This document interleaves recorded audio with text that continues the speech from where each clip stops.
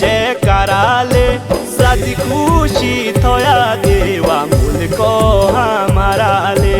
देवा मेरे शिरे कूड़ा तेरी अपरी मायाले गाउना मुल्कों दी मेरे थोया छतरी छायाले।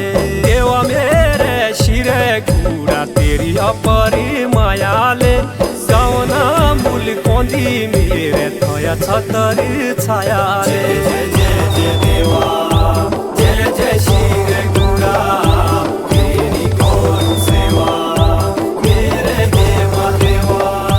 जय जय जय जय देवा जय जय शिरे कूड़ा तेरी कौन सेवा मेरे देवा देवा।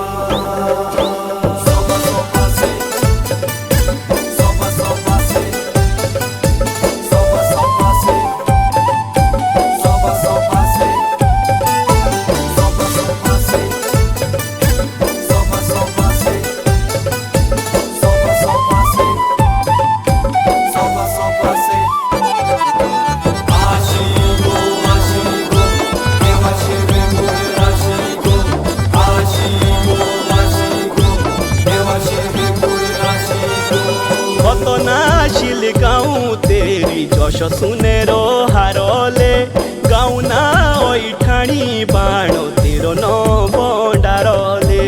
कत नाशिल गाँव तेरी जश सुनेरो हारले गाउना ओइठाणी बाणो तेरो न बंडारले। देव जालो शिरे गुड़ा साथे गते अषाढ़ले शुनो जश गोयो सारो गाउना पुरटारले।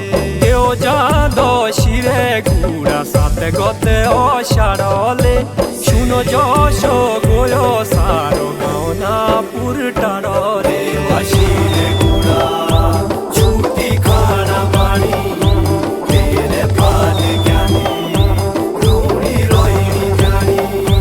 देवा शिरे गुड़ा छुट्टी खाना पानी तेरे पाद ज्ञानी रूणी रोहिणी जानी।